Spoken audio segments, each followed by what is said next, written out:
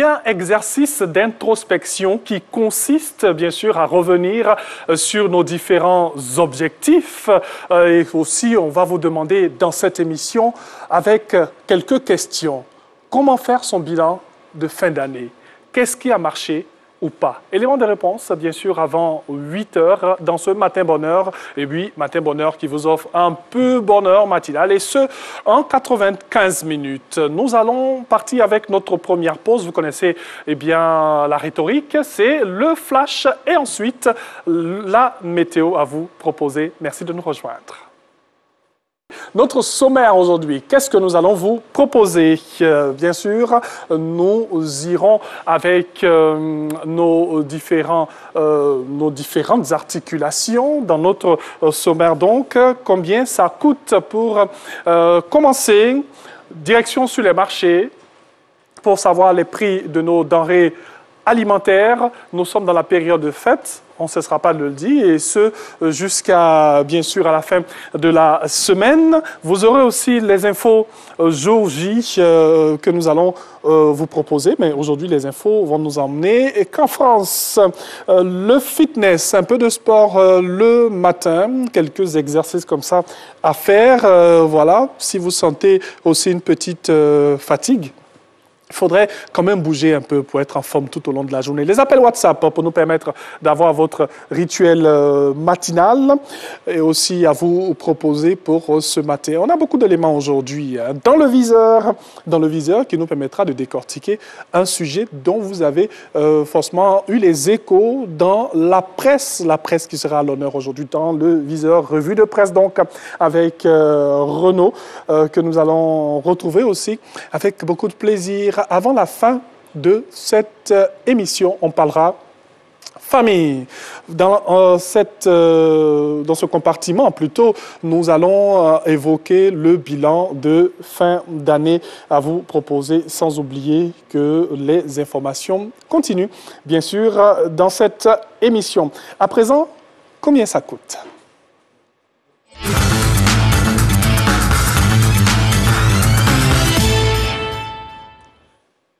Combien ça coûte aujourd'hui? Nous vous proposons bien sûr de la boucherie pour commencer avec l'aide de la réalisation. On va dans un premier temps parler de la viande de bœuf sans os, sinon si vous voulez sans os, voilà, pour plus de compréhension. 3 500 francs, viande de bœuf avec os 3 000 francs. Viande de mouton, la viande de mouton locale à 4 000 francs. C'est au kilo que nous vous donnons ces prix. Du gésier de poulet importé à 1 800 francs. Nous avons des ailerons de dinde à 2 500 francs. Des cuisses de poulet importées à 1 800 francs. Des tripes importées à 1 500 francs. Du rognon de bœuf importé à 1 800 francs. On passe maintenant à la poissonnerie. Voilà, après tous ces éléments-là, vous voyez le rognon de bœuf et tout que l'on vous propose. On passe maintenant à la poissonnerie. Du soso local à 3 000 francs. Du maquereau importé à 1 500 francs. De la cape rouge locale à 3 300 francs. La cape noire importée à 1 800 francs, des crevettes de chez nous à 4 500 francs, du brochet local à 2 600 francs, du thon blanc non salé importé à 1 800 francs. Voilà, pour bien sûr combien ça coûte aujourd'hui que nous vous proposons dans cette émission, après la boucherie, après la poissonnerie. On va revenir sur ces informations avant bien sûr la fin de cette émission. On passe maintenant aux infos jour J.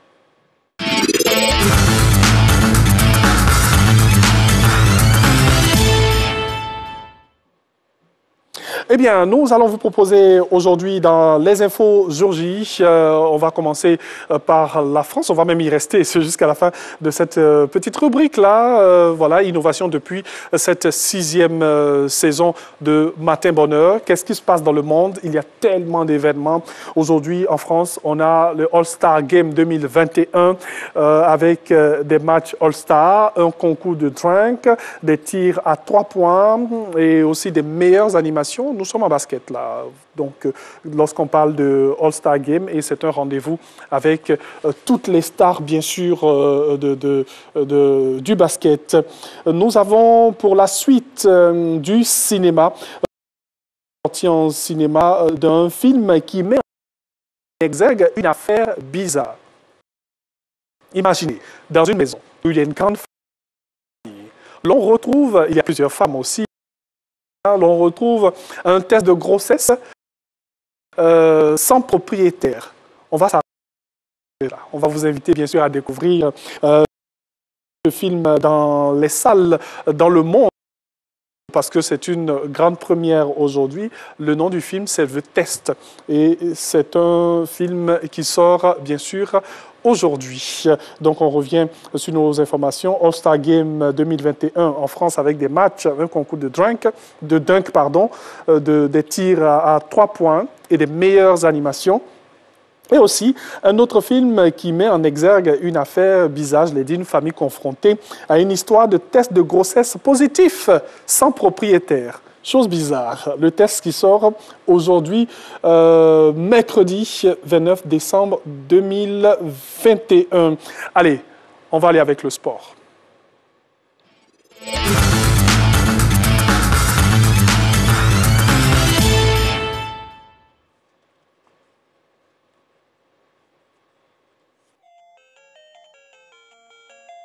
Bonjour, je vois la maison Côte Baté pour vous servir. Aujourd'hui, nous sommes mercredi. Et qui dit mercredi parle de fitness, jeunesse. Nous allons travailler le jeu de la précision. Simple. Ils auront des cerceaux. Ok. Ils auront 5 cerceaux par groupe. Et ils seront amenés à lancer les cerceaux sur les cônes qui sont là. Ok. Et l'équipe qui comptabilisera le plus de cerceaux sur le cône sera l'équipe qui aura gagné. On se met en place. Qui est ici pour représenter les verts? Moi. Ok. C'est Boumbia Mamoud. Boumbia Mamoud est devant. Il est le représentant des verts. Ici qui représente les oranges? Chèque. Toujours. Et les autres derrière, pour encourager Chèque, c'est Doom ici. Ça peut aller? Oui. À mon signal, on va commencer. Allez, top, c'est parti.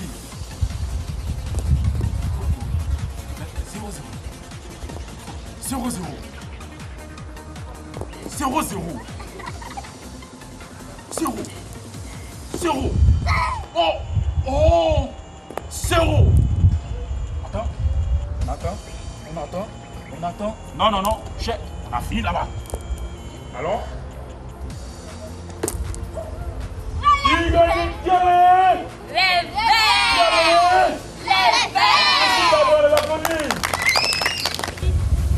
À mon signal, on commence.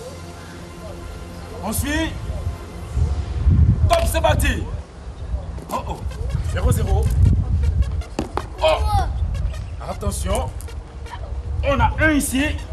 Allons. Doucement. Très bien. José.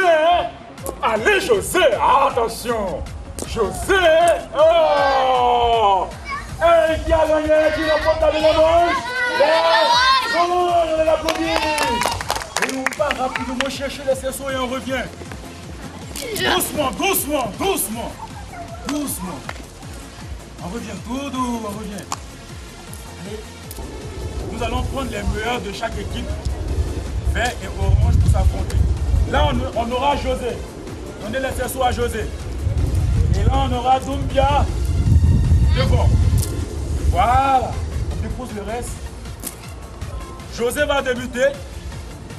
Et après, Doum termine. Allez, top, c'est parti. On encourage, hein, on l'encourage. Allez, allez, allez, allez. Allez. Continuez. Allez, allez, Allez. allez, allez, allez, Encore. allez, allez, allez. Ok. C'est le tour de... C'est au tour de... Ok, allez. Allez, allez, allez, allez,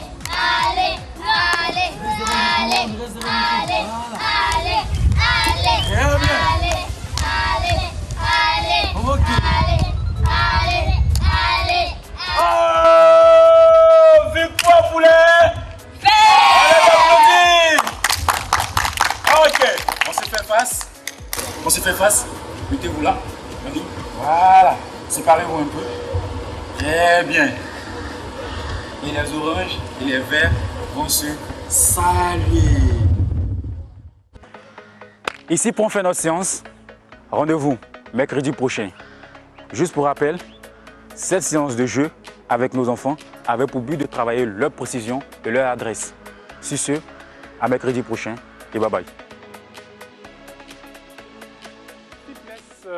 Pour les enfants, donc, quelques exercices comme ça à faire si vous êtes avec vos enfants le mercredi. Si vous ne travaillez pas aussi, vous pouvez quand même les aider. Et pourquoi pas vous prendre un coach sportif pour aider vos petits-enfants tout simplement à connaître dès le bas âge ce que c'est que le fitness. Nous allons encore vous donner ces informations. C'est important, période de fête, il faut savoir ce que nous avons sur nos différents marchés. On revient sur combien ça coûte et on commence par la boucherie avec de la viande de bœuf sans os à 3 500 francs que l'on vous propose. Aussi de la viande de bœuf avec os, 3 000 francs CFA, c'est au kilo que nous vous les proposons donc. De la viande de mouton, c'est du local à 4 000 francs CFA le kilo.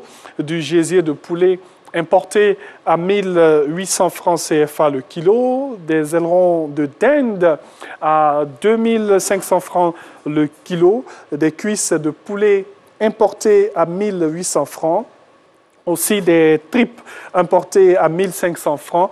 Et pour terminer avec la boucherie du rognon de bœuf importé à 1 800 francs. Nous avons aussi à vous proposer de la poissonnerie, du soso local à 3 000 francs, du maquereau importé à 1 500 francs, de la carpe rouge à 3 300 francs, de la carpe noire importée à 1 800 francs, des crevettes du local donc à 4 500 francs, de la dorade locale à 2 500 francs, du brochet local à 2 600 francs et pour terminer avec la poissonnerie du thon blanc non salé importé à 1 800 francs. Il sera 7 heures dans pas trop longtemps. Vous aurez bien sûr un autre point de l'actualité. Et je rappelle que dans cette émission, nous allons parler de comment faire son bilan de fin d'année et surtout revenir aussi sur ces grandes décisions que nous prenons généralement à la fin de l'année, mais déjà au premier trimestre de l'année qui vient, pas de respect de nos résolutions. On verra la technique pour savoir comment respecter cela, tous nos engagements, parce que c'est bon hein, de commencer l'année avec de très bonnes résolutions. Et après avoir fait un bon bilan, qu'est-ce qui a marché ou pas dans cette année? Je dois redoubler d'efforts. Qu'est-ce que je dois faire? Vous aurez tous les éléments de réponse avant 8 heures dans cette émission. Voilà, dans cette période très sensible, il faudrait bien sûr avoir votre cache-nez et pourquoi pas, il faudrait aussi tous les jours vous laver les mains. Il faudrait être propre, c'est important. Je l'ai dit, dans cette période très sensible, nous sommes encore dans cette crise sanitaire à Covid-19, donc avec ses multiples mutations. Donc il faudrait penser quand même à avoir son cache-nez, des gestes barrières qui devraient nous accompagner partout, en tout temps et en tout lieu, à la maison, dans les transports, au travail, dans la rue. C'est important. Pour la suite, juste avant l'actualité, nous allons dans cette émission vous offrir un dossier EcoPlus, ce qui nous permettra de faire une belle incursion dans le marché financier de l'espace UEMOA. C'est une niche peu exploitée par les investisseurs de cet espace UEMOA. On regarde cet élément.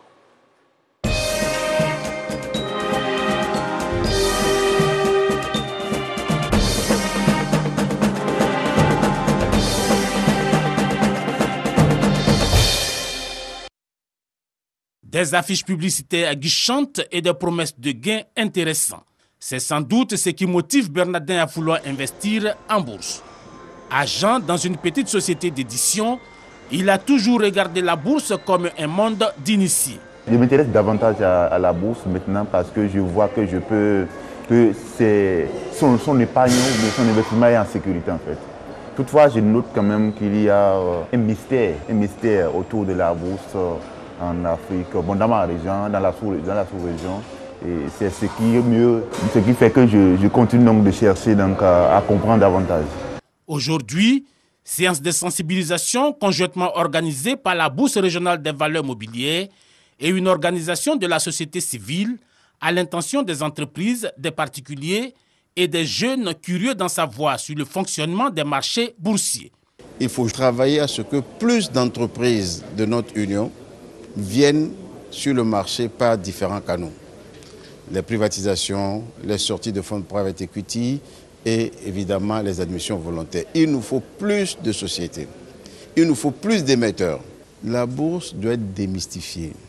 Démystifier la bourse, voilà le gros travail auquel les institutions liées au marché financier s'attellent.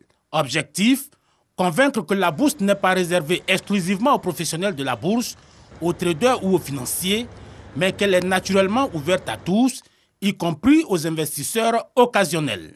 Il ne faut pas avoir peur de la bourse, il faut se dire simplement que la bourse permet de mieux rentabiliser son épargne, mais même s'il y a des risques, il y a des instruments d'atténuation de risques. Selon une étude commanditée par l'autorité en charge des marchés financiers dédiés à l'épargne et à l'investissement, 90% des usagers pensent que les placements en actions sont l'affaire des gens qui s'y connaissent et 95% estiment qu'ils sont trop risqués. C'est pourquoi il faut mettre en place le dispositif juridique et institutionnel qui passe par aussi, pourquoi pas, des sanctions juridiques, pénales, etc. vis-à-vis de ces contrevenants. L'économie numérique est comme une sorte d'autoroute qu'il faut créer pour permettre à ce que l'accès à l'autoroute soit libéré et libéralisé. Cotonou, capitale du Bénin. Tous les décideurs de la Bourse régionale des valeurs mobilières sont en réunion. À l'ordre du jour, le bilan d'un quart de siècle d'existence, mais aussi chercher les stratégies qui mettent la bourse au cœur du financement des économies. La bourse a cet avantage d'être transparente. Il s'agit de mettre en relation un émetteur qui a besoin de financement avec des investisseurs qui sont en capacité de financer. C'est un outil de financement à long terme. Cette journée, occasion de venir échanger sur les rouages de la bourse avec des experts des marchés financiers et de quelques dirigeants d'entreprises cotées. Dans cette campagne de sensibilisation, les sociétés de gestion et d'intermédiation sont en première ligne. Le tout autour d'un programme pédagogique adapté à tous les profils. On a déjà commencé à donner la culture boursière au niveau des universités. On va les voir, on leur pose, on leur parle de la bourse, on travaille ensemble, ils ont créé des clubs d'investissement. Aujourd'hui, ils sont heureux de savoir qu'avec la digitalisation, ils peuvent, à travers leur club, aller directement faire des investissements sur le marché. L'autre défi, intégrer le facteur risque. Quand on investit en bourse, il faut pouvoir avoir du temps pour suivre, parce qu'on a le bulletin officiel de la cote, pour suivre un peu l'actualité financière. Par contre, c'est ce qu'il faudrait faire, s'intéresser soi-même. C'est vrai qu'on peut déléguer la gestion à une SGI, mais ce serait bien que chacun puisse également avoir ce minimum d'éducation financière et puisse également regarder et suivre au jour le jour son compte titre. Signe de cette volonté des acteurs, la mise en puissance d'un troisième segment pour les petites et moyennes entreprises. Mais il en faut davantage pour donner plus de rôle aux PME encore mal structurées. Pour rentrer en bourse, il y a des exigences.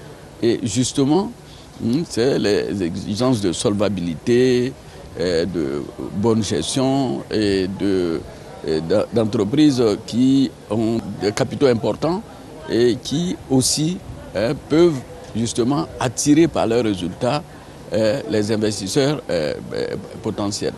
Si la Bourse régionale des valeurs mobilières réussit à s'installer dans les habitudes des populations, ce sera une niche importante pour le financement des économies de la sous-région. Avec le même sourire et tout. Régis Kofi, j'étais allé juste à côté là pour nettoyer un peu le gilet. Ouais. Apparemment, il y a eu une attaque là-dessus. C'est pas toi? Comment est-ce que tu peux penser à ça? Merci à Régis Kofi pour le flash. Voilà, il reviendra bien sûr tout à l'heure et nous allons encore décortiquer l'actualité d'ici. Et d'ailleurs, la suite dans quelques instants. Sinon, petite pause avec l'aide de la Réal et on se retrouve quelques secondes. Voilà, nous sommes de retour et on reste avec l'actualité. C'est l'heure de la revue de presse.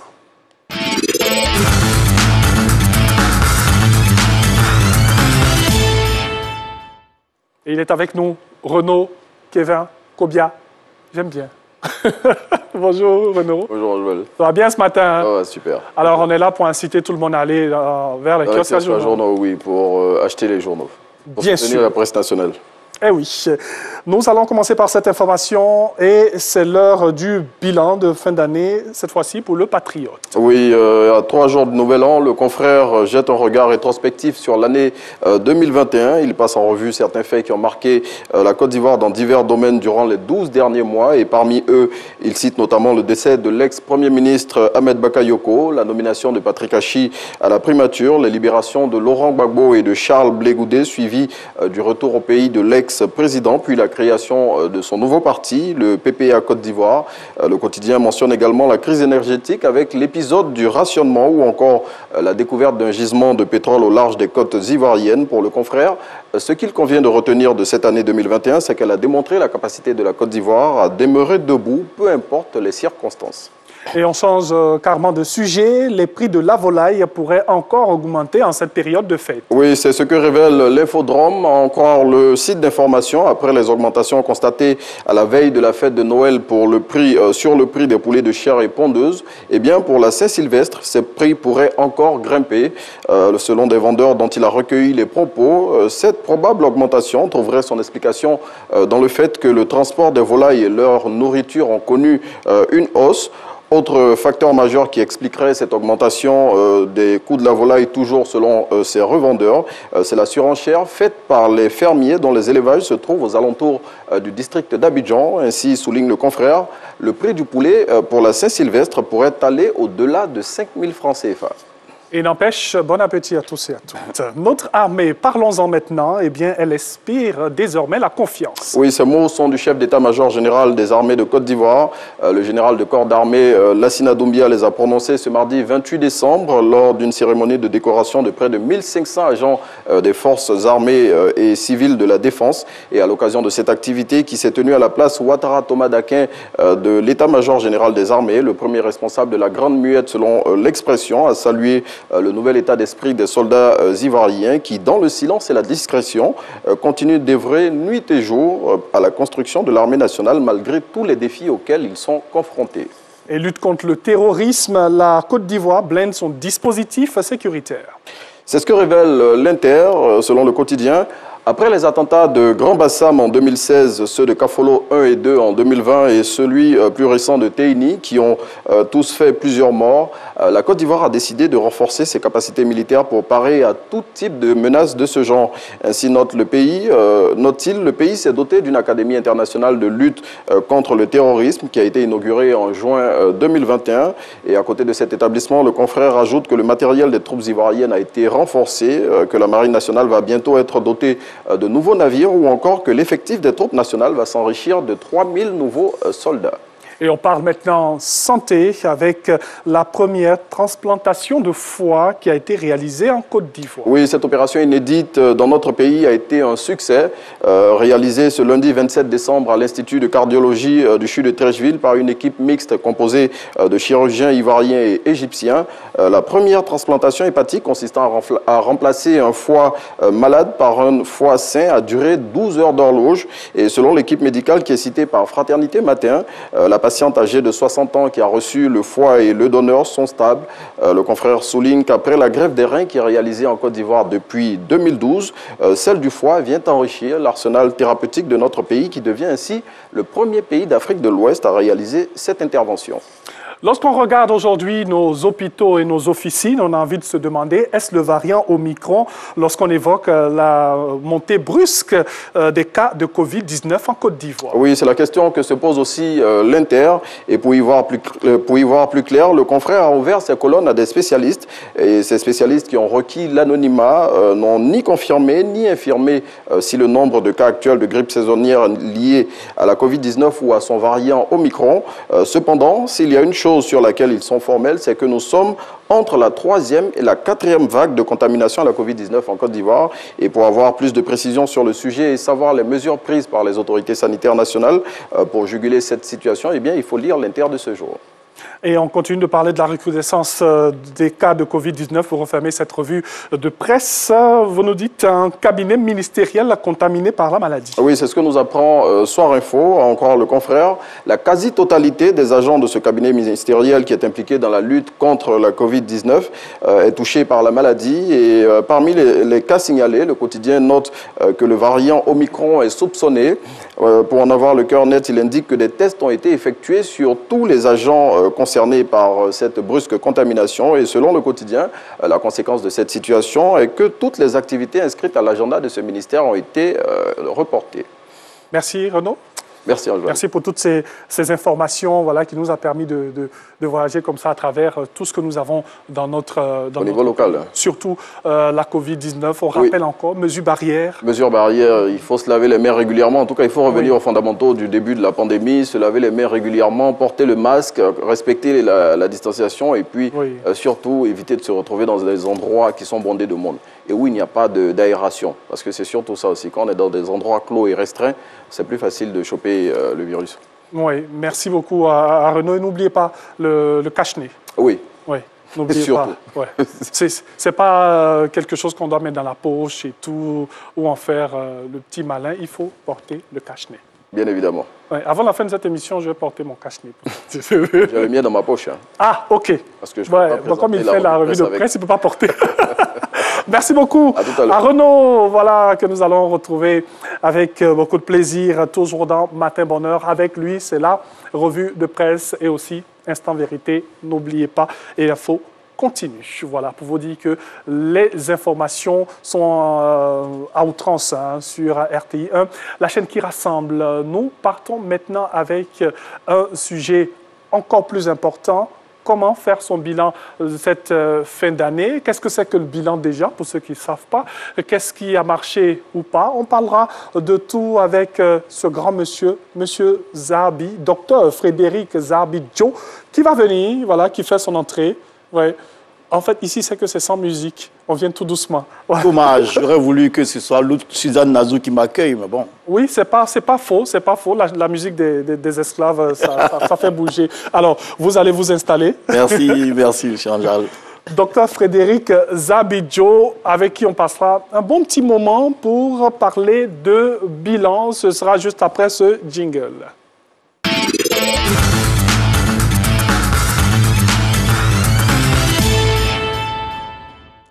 Il est avec nous, il est coach de vie. On peut ajouter psychothérapeute. Psychothérapeute, éducateur de parents, coach de vie, addictologue, gourou et tout le reste. Voilà. Si vous avez des problèmes dans le couple, appelez-le aussi. Il va arranger cela. Alors, avec vous aujourd'hui, on va faire le point. Marquer un arrêt dans ce cas d'espèce-là. Comment faire son bilan de fin d'année. Et oui, à quelques jours de la fin de l'année, il nous reste juste 3-4 jours. Oui, moins de 3 jours en tout cas. Moins de 3 jours, même si on veut être plus précis. Pourquoi faire son bilan? Avant peut-être de passer, d'abord la définition, qu'est-ce que c'est que le bilan? Et ensuite, pourquoi faire le bilan? Un bilan, c'est un tableau. Un tableau synthèse de tout ce qu'on a eu comme activité, de tout ce qu'on a eu comme actif, de tout ce qu'on a eu comme passif également dans notre vie pendant une période donnée. Oui. Donc un bilan, c'est très important. Malheureusement, c'est quelque chose que nous ne faisons pas très souvent. Ou alors quand on daigne le faire, on le fait très mal. Oui. Parce qu'on ne sait pas exactement ce que ça recouvre, on ne voit pas son importance également. On vit notre vie et malheureusement, on constate qu'on va d'échec en échec, de situation en situation. on réalise ces choses-là, on s'en plaint à longueur de journée, on fait juste le constat de ces problèmes, mais on ne se demande pas pourquoi. Parce qu'il nous manque une chose, on ne marque pas de pause. Il faut marquer une pause pour faire plusieurs choses. Se poser des questions, trouver des réponses à ces questions-là et se reprojeter. Okay. Donc c'est ça qu'on en parle. Bien sûr. Vous avez parlé tout à l'heure d'échec, aller d'échec en échec. C'est vrai qu'on regarde très souvent cet aspect pour pouvoir repartir de plus belle avec de très bonnes résolutions. Est-ce que quand tout va bien, il faut faire son bilan quand même? Il faut faire son bilan à tout moment. Parce que le bilan, il porte sur plusieurs choses, hein, je l'ai dit. Il porte sur à la fois les actifs comme sur les passifs. Oui. Les choses qu'on a eu à posséder, les choses qu'on a eu à entreprendre, les choses qu'on a eu à avoir, comme les choses qui n'ont pas bien marché, les choses qui ont moins bien marché, les choses où on a échoué. C'est un inventaire de toutes ces choses-là. Et surtout, ce n'est pas un inventaire juste chiffré. C'est un inventaire analysé et un inventaire à partir duquel on part de nouveau. Donc, ça a besoin d'une minutie dans l'analyse. Et c'est cela qui nous manque très souvent. Et c'est cela qui comporte le germe même de l'échec, souvent qu'on connaît dans certaines choses. Parce qu'on ne fait pas, comme on ne fait pas ce bilan, on ne fait pas également ce qui est important de faire quand on veut entreprendre, c'est-à-dire évaluer. Évaluer quoi? Ses acquis. Évaluer quoi? Ses forces. Évaluer quoi? Ses potentialités. Évaluer quoi? Les réalités qu'on s'en va affronter. Je n'ai jamais vu un soldat partir en guerre sans prendre la peine de s'instruire, d'avoir des informations sur son adversaire. Nous voulons entreprendre, nous voulons faire des choses, nous voulons réussir, mais sans aucune information. On veut se marier, on met beaucoup d'argent dans la préparation de la cérémonie du mariage.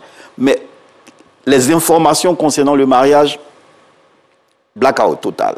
On veut entreprendre des affaires, on croit que c'est juste avoir de l'argent, du capital, que ça suffit pour qu'on puisse investir. Et on a ça, on investit, et on se rend compte après un bout de temps qu'on a échoué. Pourquoi? Parce que nous, en Afrique, malheureusement, on est toujours prompt à rechercher des auteurs, des coupables, et non pas des causes. Quand on ne s'interroge pas sur les causes, on n'a pas de levier sur lesquels s'appuyer pour rebondir. C'est pourquoi il est important de faire un bilan. Et donc, il faut que les gens comprennent clairement que le bilan, ce n'est pas juste un inventaire chiffré, comme je l'ai dit, c'est surtout un inventaire d'analyse, de résolution. Pas de résolution, parce que n'importe qui prend des résolutions chaque année. Hein. Oui, bien Chacun, en début d'année, le 1er janvier, il y a des gens qui vont nous faire des vœux. Oui. Nous aussi, on va prendre des résolutions fermes. Et puis déjà, à partir du 15 janvier, on retombe dans nos routines.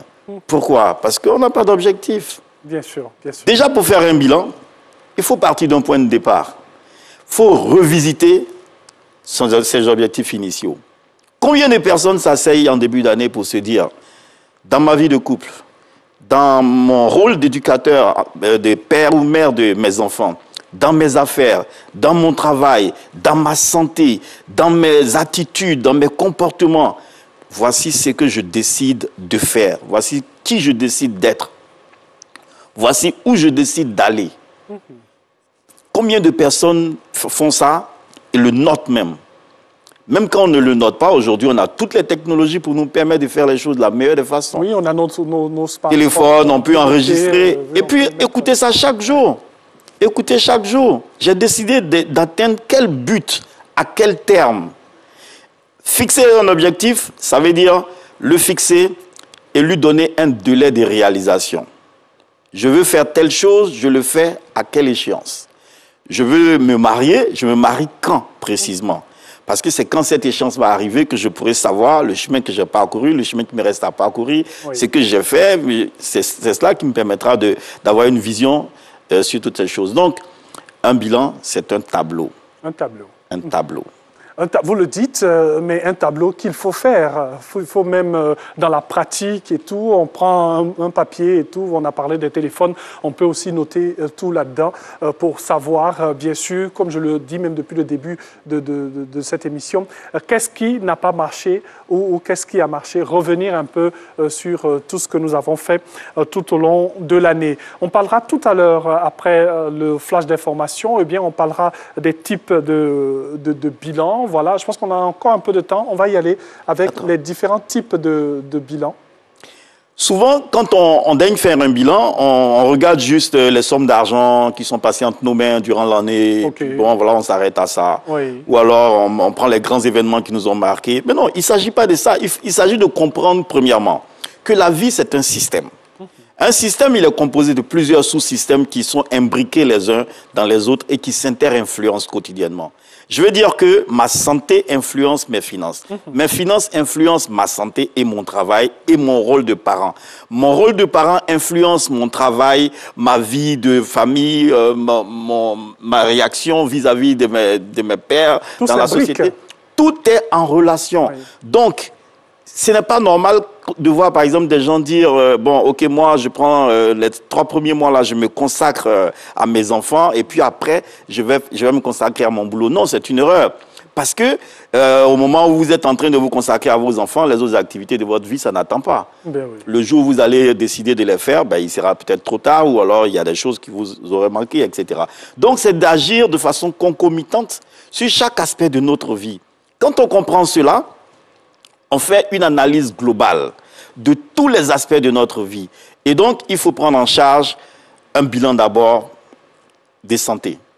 Si je ne suis pas en bonne santé, je ne peux rien faire. Première chose à faire. La toute première chose. Nous, on est préoccupés en général par l'argent, j'ai eu combien de francs, mais tout ça, c'est important. Bien sûr. Mais je peux avoir des milliards et mourir. Je peux avoir des milliards et ne même pas pouvoir en jouir si je ne suis pas en bonne santé.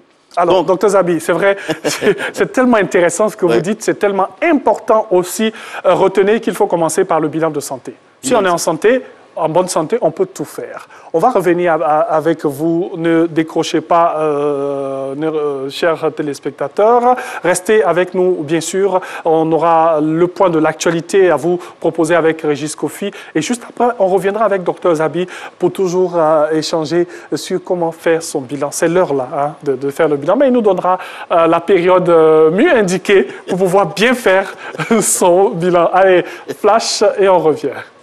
Allez, nous revenons avec Dr Zabi pour poursuivre, bien sûr, ce qu'on est en train de dire tout à l'heure, comment faire son bilan. Nous sommes déjà à la fin de l'année, hein, 2021. On a eu de très belles choses tout au long de l'année. On a eu aussi des échecs, il y a eu des douleurs, il y a eu des peines, il y a eu des souffrances, il y a eu des joies, il y a eu du bonheur.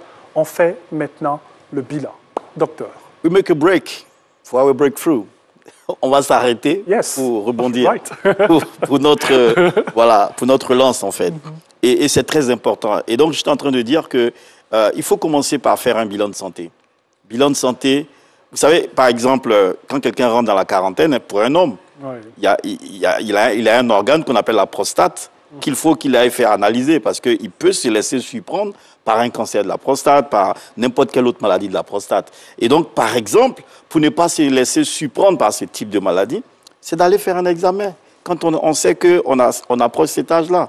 Quand on sait qu'on approche, on rentre dans une certaine fourchette d'âge, à partir de 40 ans, pour les hommes comme pour les femmes, on sait qu'on peut être frappé par le démon de midi, qui peut se manifester par beaucoup de signes physiologiques, comme des bouffées de chaleur, de l'hypersudation, de grosses fatigues, beaucoup de choses. Il faut aller à l'hôpital pour voir. Quand on ressent une grosse fatigue et tout, il ne faut pas aller directement se faire soi-même prescrire des médicaments en pharmacie. Il faut aller à l'hôpital, faire un bilan de santé. Je ne parle pas de bilan très, très approfondi, mais je veux dire le bilan sommaire qui permet quand même à chacun de pouvoir avoir un cap normal sur sa santé. Ça ne coûte même pas 20 000, 30 000. Mais on peut quand même se permettre d'approfondir tous ces bilans parce qu'on a quand même des mots qui sont cachés. Donc c'est important, il faut commencer par un bilan de santé. Bilan de santé, ça ne coûte pas cher, on ne le fait pas. Je pense que c'est beaucoup plus par négligence que par manque de moyens. Oui. On n'y pense même pas. On néglige cela. Il faut le faire pour ne pas se laisser surprendre par des maladies chroniques. Oui. Parce que les maladies chroniques, elles prennent toujours du temps pour s'installer. Et elles évoluent toujours à bas bruit. C'est-à-dire que quand elles sont en train d'évoluer, on ne les sent pas. C'est quand tout est gâté qu'on les sent. Et là, en ce moment, ça coûte beaucoup plus cher. Et c'est ce qui nous gâche nos projets. Ça nous gâche nos rêves. Ça nous gâche nos accomplissements. Il ne faut pas se laisser surprendre par ce genre de choses. Quand on a fini avec le bilan de santé, il faut passer à un autre type de bilan. C'est moi qui agis. C'est moi qui implémente des projets. J'ai quel potentiel? Qu'est-ce que j'ai d'abord comme ma personnalité? Quelles sont mes qualités?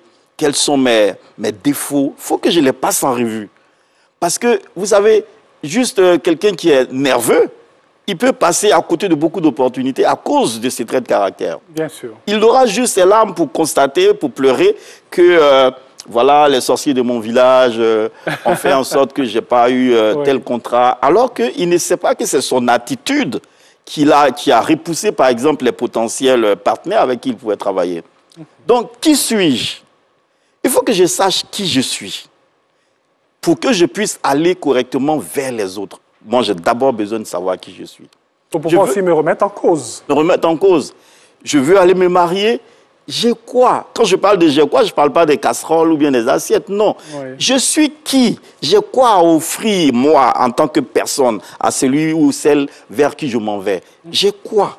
C'est beaucoup plus important que de commander la robe ou le costume de mariage en Hollande. C'est beaucoup plus important et ça ne coûte rien du tout. Il suffit juste de faire le bon exercice. J'ai quel potentiel? Et quand j'ai évalué mes capacités, quand j'ai évalué mes forces, quand je sais quelles sont mes faiblesses, je les corrige.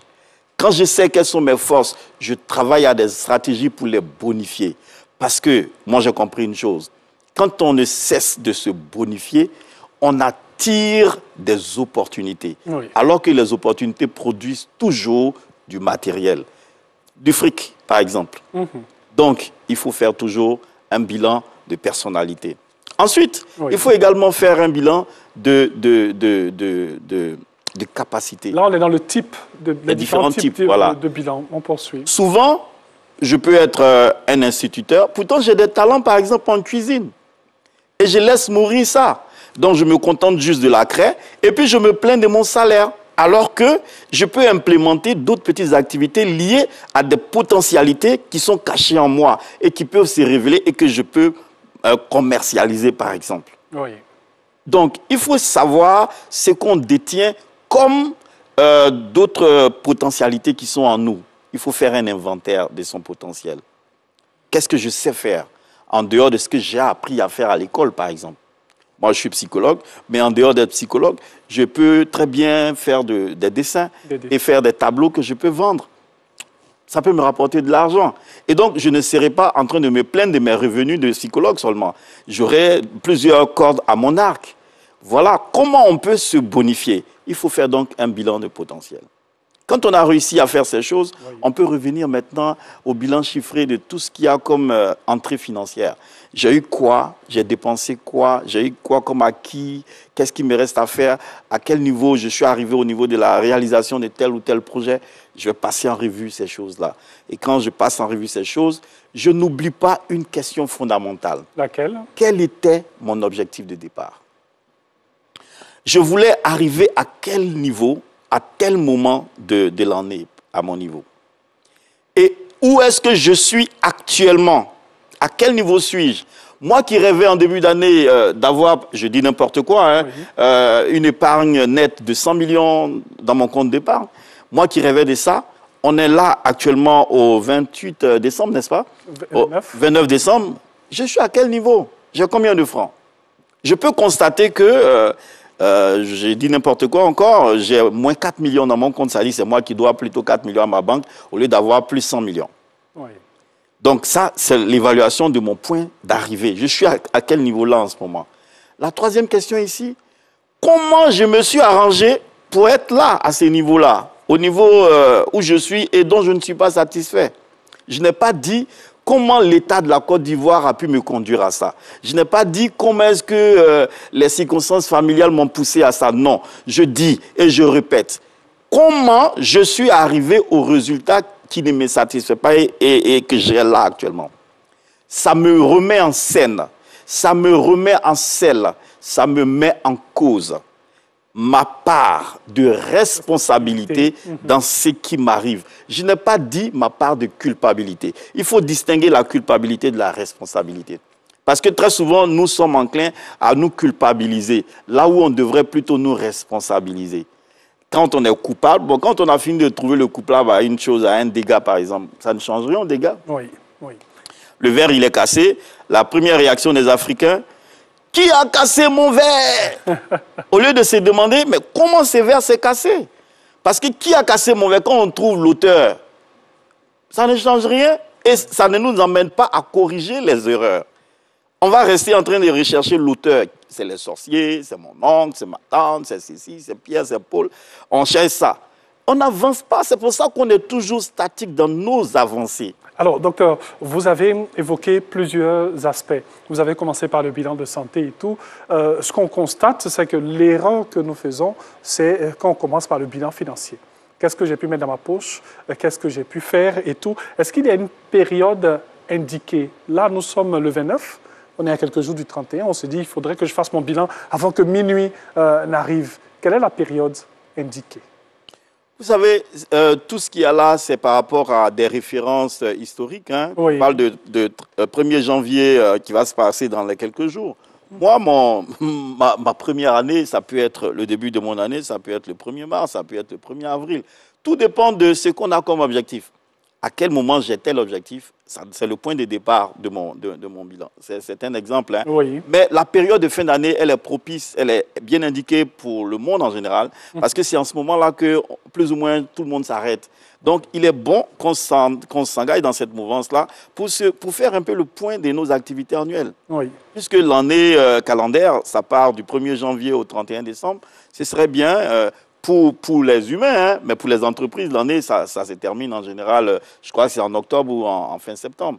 Voilà, et ça s'arrête à cela. Donc, ça dépend de ce que chacun se fixe comme objectif.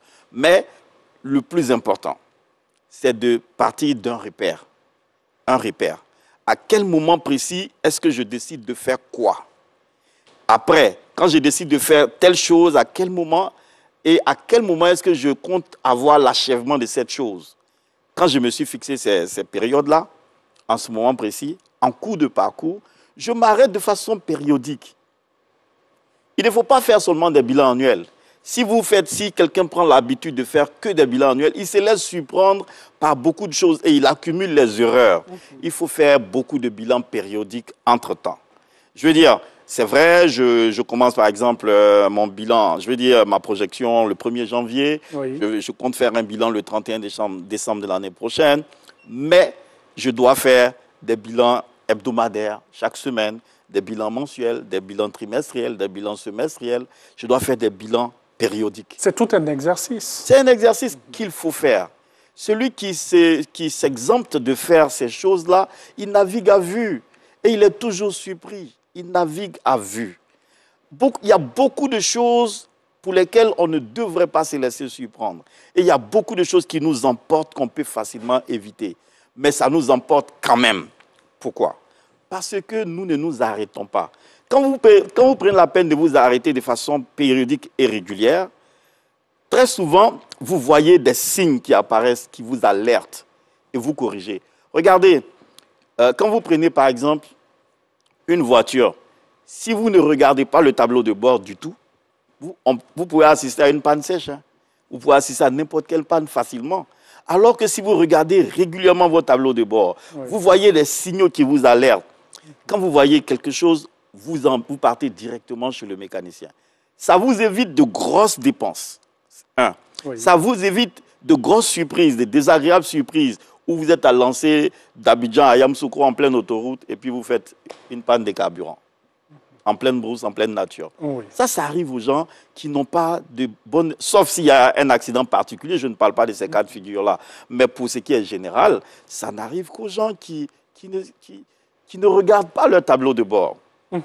Voilà. Merci beaucoup, Dr Zahabi. On parle famille aujourd'hui avec comment faire son bilan dans cette rubrique que vous avez tous les mercredis, bien sûr, dans Matin Bonheur, les différents types de bilans, pourquoi faire un bilan, la période indiquée.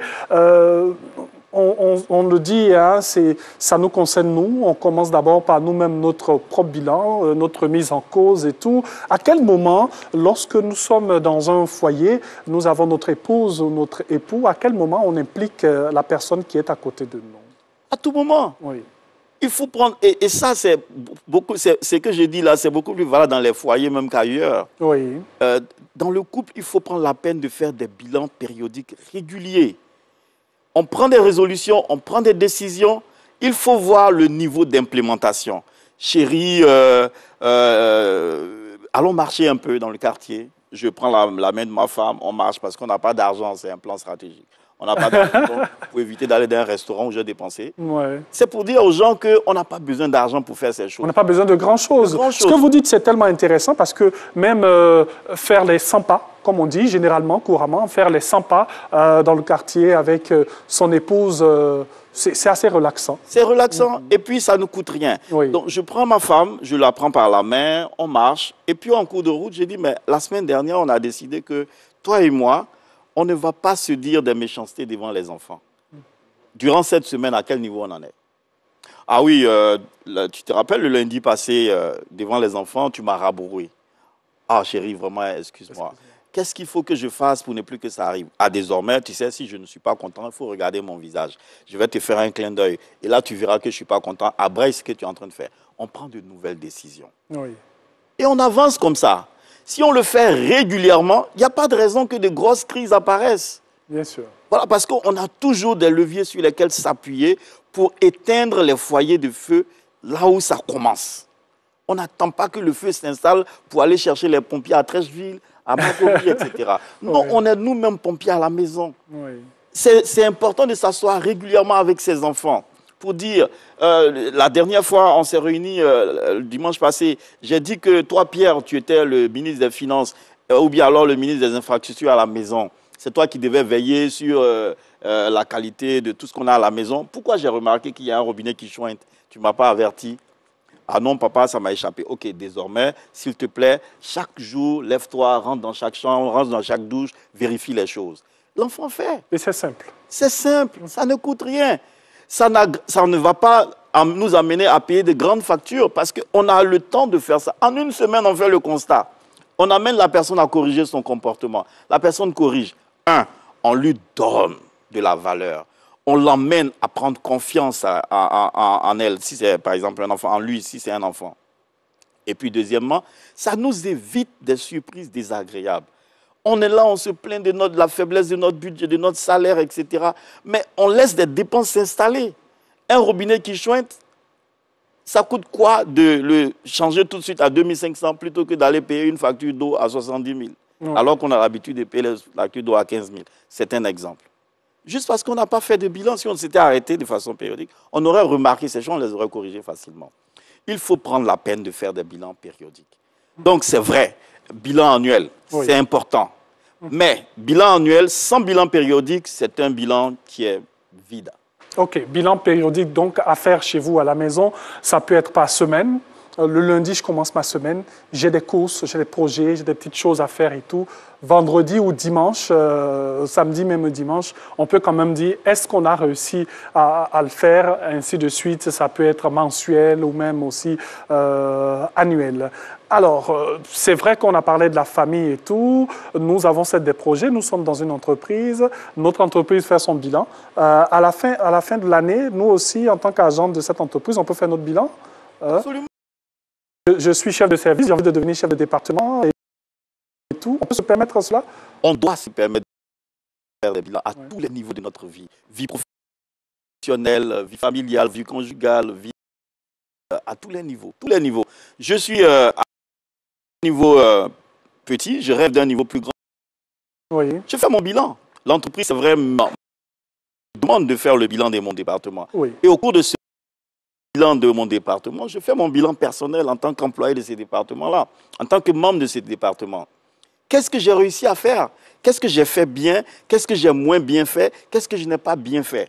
Autant je me remets en cause par un questionnement, une introspection personnelle. Je demande à mes collaborateurs également de m'apprécier de façon anonyme.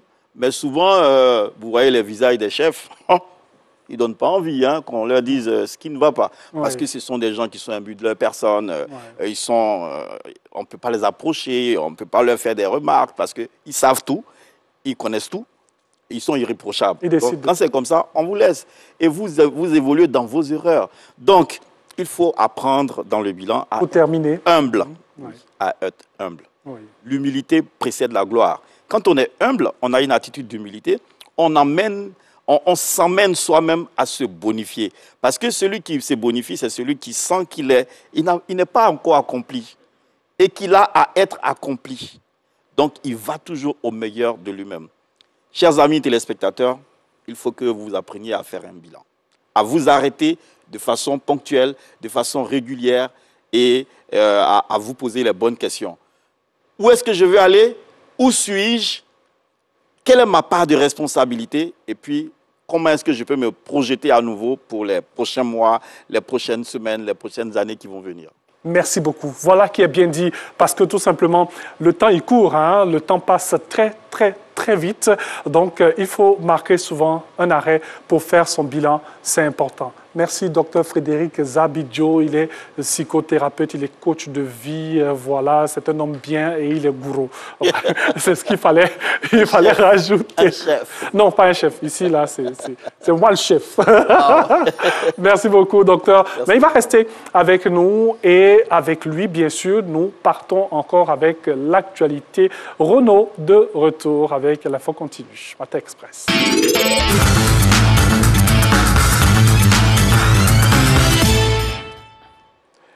Merci de nous retrouver pour l'info continue. On ouvre au Cameroun où 47 militants du principal parti d'opposition ont été condamnés à de la prison ferme.